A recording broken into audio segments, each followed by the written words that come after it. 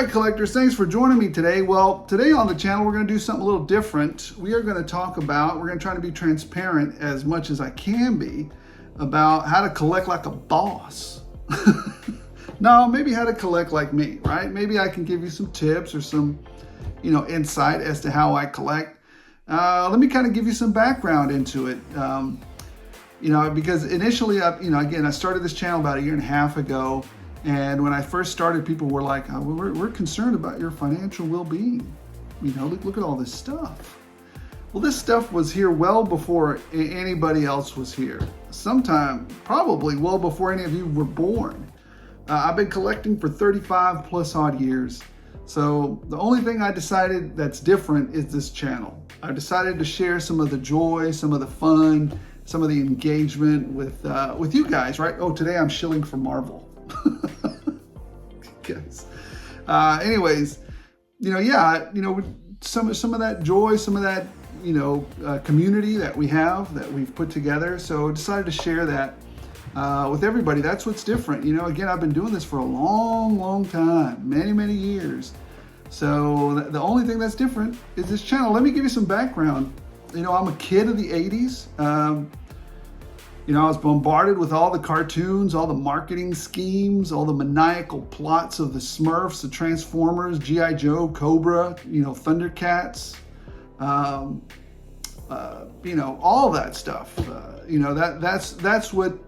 That's what took me back to a happier time, right? More carefree time where, a lot of the adulting didn't really go on, right? So that's why I do it. It reminds me of a simpler time.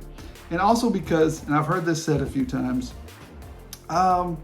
maybe you didn't have enough toys as a kid. That could be possible. That might be possible. A lot of toys, my parents did buy me some toys, but there was only two big occasions. The rest of the time it was few and far between. Birthdays and Christmas. That's it. Every now and then I might have been able to pick one up because I got, did a little something for my grandparents or relatives or something. But for the most part, it was slim pickings between those holidays. But I always remembered, hey, there's this and that. I'm not saying that I didn't have anything. I'm just saying it was very structured as to when I could and couldn't. So we weren't rich. So again, this is not a lecture. This is just how me personally, do this hobby. So, and again, I've been doing it for 35 plus years. So I have a little bit of experience with it, just a tiny bit. All right, so I've written some of these points down because it's a lot to take in. We're going to start off. What's the number one rule for collecting toys? Number one rule is have a good job. Because you're going to need some resources to collect this stuff.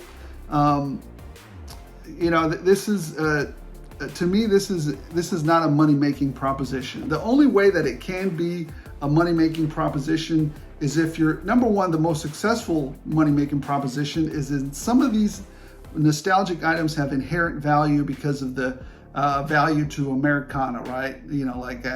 Superman's first appearance in DC Comics or whatever, Action Comics or whatever it was. Some of those things.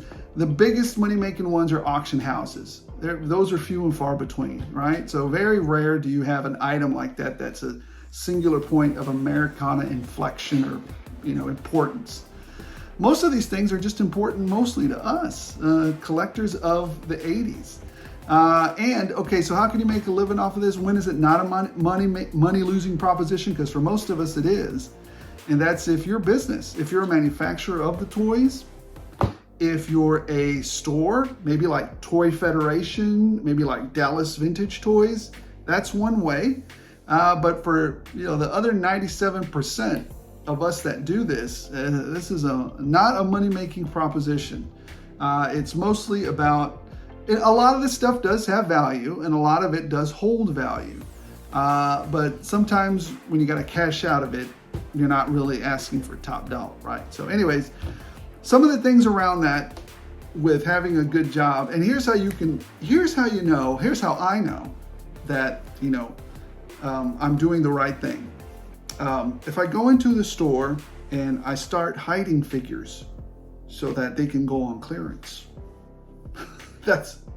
I probably shouldn't be doing toys. If I start to swap figures to take them back and get the figure that I want and return, I don't know, some goofy figure from Goodwill, maybe that's not what maybe I should. Anyways, if I start to steal figures, yeah, that's you need to. To me, I need to reassess my morality and my finances. Right? What's my top priority here? Food or toys? Because you definitely don't want to be caught, doing something criminal with this stuff. And in case you didn't know, hiding stuff in a store, that's I don't think it's a criminal offense, but they can ban you from the stores. And when they ban you like that, they have that face technology. And if they see you walking into any Target, and you've been banned, then it's a criminal offense. So I'm not 100% sure, besides the morality of it, besides that you should go, I should go and reassess my financial situation, getting banned from a Target for misbehaving or whatever, that's not worth it. So anyways, number one thing, you gotta have some income. You gotta have that first step, right? So number two, what do we do? Well, what do I do? Gotta have a budget. A budget is absolutely important. Number one, good paying job, because these are expensive. This is an expensive hobby. Number two, gotta have a budget. And the why we have a budget is the number one thing that I do with a budget is I handle my business. So the first thing you got to do is keep the lights on, right? And that goes mortgage, electricity bill, cable bill, internet, all the things that keep the lights on and keep me here. Handling your family, make sure your family's okay. Do you have something to eat? Because you don't want to eat the action figure sandwich. If you spent all your money, you don't want to eat that. That's not edible. So for me, it's handling my business first, right? And then after all that, and make sure you put some money in retirement, because something like only 15% of Gen X has enough money to retire. It's absolutely insane. And gosh dog it, might be even irresponsible of us Gen Xers not to have done the right thing. But I'm happy to say that I have been doing the right thing for a long time. So make sure that this is how I do it, right? You can spend your money at your leisure, at your convenience, as you see fit. So again, this is just how I do it, not how you should do it. This is how I do it. Maybe you can find a pattern here and you can use it for yourself. So after all those things are met, right? Keeping the lights on, taking care of your family, actually switch those, taking care of your family, which is part of keeping the lights on, paying your bills, retirement, because we're getting up there. Should have been doing it in your 20s. And then after all that, the hobby, whatever's left, right? Whether it's substantial or not, it just is what it is. So that's how I do it. Budget. The most important thing about this to me, budget. So number one, income. Number two, got to set a budget. Now, what's the third most important thing for me?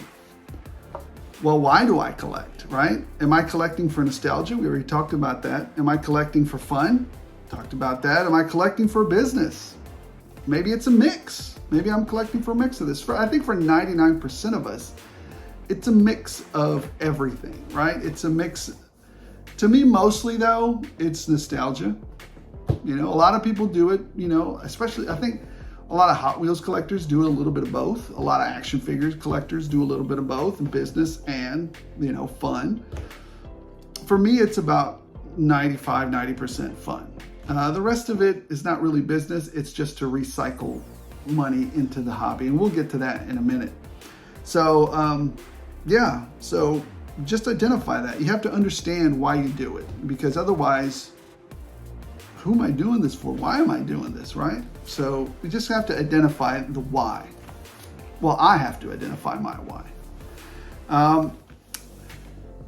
Number 4, What are you collecting? Because we're not all billionaires like Kyle Peterson. Kyle Peterson, man, just stacking them. Just stacking them. That dude's a billionaire. Even I, with as many resources as I have to carefully sometimes plan what I'm going to buy. So it goes along with kind of that budget thing, right? What am I collecting? For me personally, and I consider this one line in my collecting focus. And that's why sometimes you'll hear me say on my hunting videos, stay focused, you know, because you can't just be picking up everything like Kyle. I'm kidding. Maybe not. But anyways, you just can't go picking up everything. I mean, a lot of us, you know, have finite resources. And good for Kyle. Good for him that he can just go pick up all he wants. So maybe he's done well in life, and it's not my business or yours to tell him how he should collect. I just like poking fun at him every now and then. But good for him. I'm glad that he has the ability to do that. Good for. I'm not gonna, you know, in all seriousness, I applaud success, and he's had quite a bit of it. So, anyways, for me, I collect 4 things, right? Mainly 4 things. Number 1. G.I. Joe Valaverse and military figures. So G.I. Joe Valaverse are the main big ones, and then Valaverse figures. So or military type figures. So you've seen me collect that. And that's where I sit at most of the time. I do collect quite a bit of Marvel Legends as well, because I like Marvel Legends. So that's right underneath my military figures. They're fun. They remind me of my youth. They remind me of, you know, just, you know, cool stuff when I still read comic books. As a matter of fact, I was going to show you last week, but I didn't get a chance to. Number 3, a smattering of Transformers, and a smattering of wrestling. And those 2 are about the same, and they're very low. You know, you guys see me collect a Transformer every now and then, and I'll pick up a wrestling figure every now and then. You know, I don't pick them up as often as I do the other things. And that's just because I have to keep my focus, right? I have to keep my focus. What I was also collecting, but I recently, maybe about 8, 9, 10 months ago, stopped collecting, was the turtles, the NECA turtles from Target. I stopped collecting them because I got all the turtles that I wanted. We were starting to do some really, really deep cuts into those turtles, and I wasn't a big fan of it. Or not big fan, I'm still a fan. I just had no nostalgia. And so, since I don't have any nostalgia for it, I just stopped. I mean, not that I don't have any nostalgia for it anymore. I just had completed that part of the collection. We're good. Don't have to have any more. Number 5. I think that's number 5, right? I don't know. I lost track already. I curate my collection. I curate my collection. And what that simply means is I just go through it. I go through it. I don't have any time frame to go through it. Maybe like on the weekends or twice a week when I have a minute, I'll go back through my collection. You know, the reason for that is twofold, and we'll get to the next part of that in a minute. Because it goes along with focus, and it goes along where are you in your collection, right? Curate it. Make sure that those are the things that you want, right? Now, in order to create that cycle, and curating it goes with how the cycle of money works with this collection, right? Because a lot of it, number 1, it comes from the budget that I have, you know, from a regular income. And then also it comes from the way it supports itself. The mix there is, I don't know, it supports itself. I guess maybe if I'm going to take a stab at it, I would say like 60% supports itself, and the other part is like me throwing in a couple of dollars through regular income. Does it always support itself? No. Sometimes it doesn't. And so, but for the most part, it's about 60, 70 supporting itself, just doing it over and over. And I'll tell you how I do that. So when I curate the collection, this is what happens. The first step on the curating are those figures or those things that are on display. Those have an indefinite lifespan. I don't take those down. Those stay up. I don't mess with them. They're good. They bring me joy. I keep looking at them day after day. Now, if I start to not get any joy out of them, I'll take it down from the display. Or if I haven't opened them, I'll put them in my room. I'll put them in the closet in my room, right? And they're allowed to stay there for 1 year. So end of the year, I go in there, look and see which ones I've collected, and I still haven't messed with them, or if they're not bringing me joy, I'll go ahead and take them into the garage, and they get to stay there for another year. The end of the year again, I'll go into that garage and see what has and hasn't sold, or not what has or hasn't sold, or what I'll go into the garage and I'll see what I still want, what I don't want, and then it ends up in that's where it ends up in the sell or trade pile, right? And that pile, after 35 years, there's a lot of inventory there. There just is. I mean, I'm pretty sure I could open a store and not have to buy any inventory. Now, there could be for a while there was another step, and that's the 5th step, which is long-term storage in an off-site facility. I did that for about a year, and then I refused to do it. And the reason for that is because it sticks in my craw. I'm paying this money for these toys to stay there, and they're not bringing me any joy, and they're costing, at some point, the cost to keep them in there is going to surpass the cost of the toys that are in there. So what is the point of that, right? Before it gets to that situation, I'm going to sell them, or I'm going to trade them, or we're going to do something with them, right? So there's that. That's how I create. So we got 2 sources of income, right? You've got the recycle and redistribute back into the toy to buy new stuff that's bringing me joy, and then you've got a little bit of supplemental from the budget. Just being transparent. Some guys that say, "Oh, it just supports itself." I don't know. Maybe they figured it out, but I've yet to figure it out. I know that there is a percentage there of it supporting itself, but it's not fully supported itself. I'm being transparent again. All right, so all to say that how each of you does your collection is really up to you. This is just how I do it. There's no need to, you know what? I forgot to tell you, how do I get that? Let me back up a little bit. On that sell trade pile that I have, you're probably going to ask me, well, how do you do that? How do you? Well, number one, I have a network of friends, and they may have something I want, or I may have something they want. We'll do a trade there, right? Also, Facebook groups. You can always sell stuff on there. Go to conventions. I've been to a few conventions before. I've even advertised it on the Facebook groups, and I've also said it on Instagram. I just recently opened up an Instagram, so I'm doing that. I might be at another convention the end of this month. We'll see. I'm not sure. I might be a vendor there. And when I go, I don't know if the other vendors like me or not, but when I go to a show, I go to sell.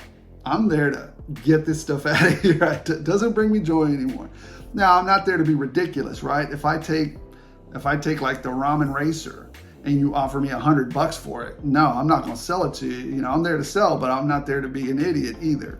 So we're going to make some deals, and you're going to get it at a fair price. But again, I'm there to sell. I'm there to give you some deals because they're not bringing me joy anymore. But at the same time, not that the ramen racer did it. The reason I took the ramen racer, that's because I ordered one too many of them. I love the one that I currently have now. Love it. Ace, you're doing a fantastic job. But yeah, the extra ramen racer I just don't need. And the biggest enemy that I have, so we talked about, let me back up, conventions, I trade them, Facebook, swaps, swap meets. There's some out there. You just got to get out there and talk to people. Some of you are going to say, what about eBay? I kind of hate eBay. And the reason for that is because of their I don't want to say the word, but their fees are a little bit ridiculous. So that's why I kind of, I'd rather do the convention route instead, be a vendor there. It's just it's easier, and also less fees and stuff. So I don't like the eBay route. I try to avoid it. So anyways, what was I going to say? So now that's how I do it. I think the biggest enemy that I have is not necessarily the funding or the resourcing of the action figures, of the toys. The biggest problem I have is space. This is a substantially large house, but even I run out of space. So I can imagine some of you guys out there in apartments, or some of you guys out there in a 2-bedroom house. You're gonna run out of space quick, especially if you're boxing, if you're an in-box collector versus an out-of-box collector. I'm 50-50 on that. No, I guess I'm 50-50. And don't let anybody tell you, you should unbox that. No, who are you to tell anybody to do anything? Man, get out of here. I'll unbox what I want to unbox. And don't let the, box people, what are you taking out of the box for? You're going to lower the value. Man, get out of here. Unbox it, don't unbox it. Collect how you feel like collecting. Don't let any of these collector police clowns tell you how you're supposed to live your life. Life's too short to have some other doofus tell you how to do things. So anyways, guys, thank you so much for watching. I hope this little talk helped. Don't lose your mind over this stuff either. It's when it comes down to it, it's supposed to bring you joy. It's not supposed to upset you, make you angry, start copy striking people on YouTube. It's not that serious. It's just toys. Now, it's serious in the fact that it brings us joy, and that should be considered, right? Like sometimes sneakers bring people joys, or collecting weapons gives people joy, or there's all kinds of collectors, right? Pops, what is it called? Cigarette lighters. People collect all kinds of crazy stuff. Arcades, I love arcades. But anyways, just I do this hobby because it brings me joy, and I hope some of this insight. Ask me some questions in the comments below. I'll do my best to answer in a way that I can answer. How about that? So anyways, I hope you enjoyed it. Let me know, how do you guys collect? Do you guys have a secret technique that I didn't talk about? Do you have a secret income that you guys didn't know? That a secret income that we don't know about? Let me know in the comments. Maybe you have a better system than I do, but that's the system I worked out. There's one other important bit I forgot to mention about my collecting, and that's my routine on how I acquire a lot of these figures. Number one is pre-orders. If I know that there's something that I want and I'm gonna need to have, I pre-order it. Just pre-order it. If there's something that I kind of want, well, then I'll take a chance to see if I find it in stores. Now, so that's my two ways. Hasbro Pulse, pre-order it, or see if I can find it at some of the big box retailers. Now, every once in a while, there's a figure that I absolutely have to have early. And for those, I go to like Robot Kingdom overseas, and they usually have the product way earlier, but you're gonna pay a huge premium for it. Sometimes DJC Collectibles Canada gets stuff early. Don't forget, it's a global economy, so they globally have stuff, and even stuff that in the US they say it's exclusive. Well, it's not exclusive in Great Britain. It's not exclusive in China. It's not your laws in the United States here don't matter to them. They're a whole other country completely independent of our legal agreements, whatever Hasbro had set up here. So anyways, like I said, pre-order if you really want it. If that's something that you absolutely gotta have. Have friends also, because sometimes I've known a few times where I've asked a few of my friends, hey, I didn't manage to get it in time. Did you get it? They did. I trade or I pay for it. And then they pick it up for me. Now, regularly on the toy hunts, the reason I do the toy hunts and when I do them is on my way to work. I'll go in early. You guys have seen me going early, way before work starts, way before sometimes the sun is up. I'll go in early because that's the only times I can do it. On my way to work, there's about 3 targets I can hit quickly, just in and out. There's some Rosses that I can hit, and there's some Walmarts that I can hit. So, that's how I do it. It's not out of the way. It's on my way to work, so it's not really going out of the way to hunt. The only time I kind of go out of my way is when we do the weekend hunts, and even then, I'm mostly going out because we're getting out and getting groceries and stuff for the week. So yeah, I just made it part of my routine. It's just part of my routine. I've been doing this for a long time. So anyways, that's how I do the actual legwork of the collecting, and I decided to bring y'all in for the ride. So let's wrap this up. So guys, thank you so much for watching. Again, a special thank you to the members of the channel. Thank you for believing in the channel. Thank you for your input. And thank you for being there. So I appreciate it. As always, don't forget to like if you're enjoying the content. Don't forget to subscribe. We got some other stuff coming. I think tomorrow we're going to do a toy hunt, and we're going to post it. I'm still out there looking for that Kamakura. See if we can find it. That's fun. Oh, and always, the biggest part of this too, discounts. Discounts. Always look for discounts. Stack those. Find the discounts. And try to get as many of those as possible. If you're a veteran, get those discounts. If your wife's good at doing coupons, get those discounts. Those circle offers on Target, the Walmart stuff, that you can get those discounts. They can teach you some good lessons. Anyways, don't forget to like, don't forget to subscribe. Appreciate every single one of you, every single one of you. And as always, as long as you guys keep watching, I'll keep rolling this out.